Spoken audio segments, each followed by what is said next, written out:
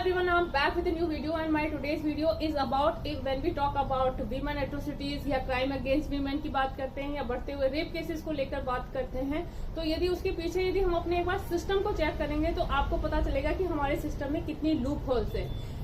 If I talk about the people who are involve in law making in our country, जो विधायक हैं, जो सांसद हैं, यदि वो लोग ही इस तरह के केसेस में इन्वॉल्व होंगे तो आप समझ ही सकते हैं कि हमारा कंट्री किस लेवल पे और कहाँ जा रहा है या हमारी सोसाइटी किस लेवल पे जा रही है। इफ आई टॉक अबाउट 22 में यदि मैं बात करती हूँ तो हमारे यहाँ पर वेस्ट बंगाल में 21 विधायक ऐसे हैं जो इस तरह के केसेस में इन्वॉल्व हैं और 4 सांसद ऐसे हैं जो इस तरह के केसेस में इन्वॉल्व हैं। Followed by if I talk about Telangana, वहाँ पर 21 विधायक ऐसे हैं जो इस तरह के केसेस में इन्वॉल्व हैं। इसके बाद if I talk about Orissa, वहाँ पर 17 विधायक हैं। दिल्ली, वहाँ पर 13 विधायक हैं। महाराष्ट्र 13 विधायक हैं। राजस्थान 6 विधायक हैं। मध्य प्रदेश 5 विधायक हैं। तो जहाँ पर लॉ मेकर्स इस तरह के काम में इन्वॉल्व होंगे तो और लोगों की तो बात करना ही सेकेंडरी हो जाता है। So it's really shameful for the our country, जहाँ पर लोग इस तरह की मेंटालिटी रखते हैं, जो लोग विमेन का इस लेवल पे ले जाके उनके साथ हीनियस क्राइम करते हैं। They are really spot on the society.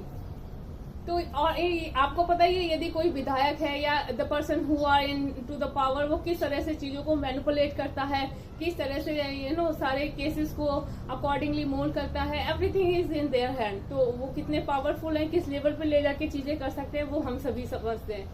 Secondly, सबसे नेगेटिव चीज है इस तरह के केसेस में हमारी सोसाइटी में गर्ल्स को ज्यादा ब्लेम करने लग जाते हैं। अच्छा, ऐसे कपड़े पहनती है, ऐसे बात करती है, उससे मिलती है, ये करती है, वो करती है, वो ही गलत होगी, या इस समय इतनी रात को इतनी देर तक बाहर क्यों जा रहा है। ये जो कॉन्सेप्ट है ये भी हमें चेंज करने पड़ेंगे। यदि हम सोसाइटी में फ्रीली होकर जी नहीं सकते, हम अपने अकॉर्डिंग रह नहीं सकते, तो what is the need of this society. फिर तो सब ये जंगल राज चल रहा है हमारी कंट्री में। So it is really a big issue for the nation, क्योंकि हमारे जो कॉन्सेप्ट हैं बहुत ही ऑर्थोडॉक्स कॉन्सेप्ट हैं और बहुत ही गलत कॉन्सेप्ट हैं when we talk about women. So we have to understand about it.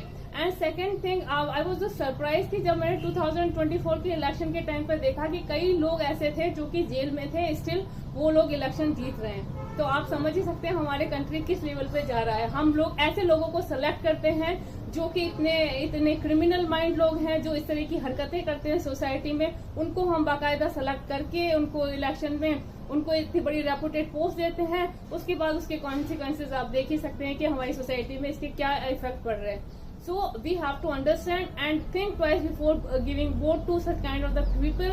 और हमें सच में काफी चीजों को लेकर सोच समझ के काम करना चाहिए, क्योंकि हम एट द मोमेंट किसी भी चीज को लेकर यदि हम इलेक्शन में उन लोगों को जिता सकते हैं जो लोग इस लेवल के हैं नहीं, जिनकी ना माइंडसेट अच्छा है, वो डेफिनेटली फिर हम अपनी सोसाइटी को एक नेगेटिव वे में ही डाल रहे हैं। So what you guys think about it, suggest me your thought. Bye bye, have a nice time.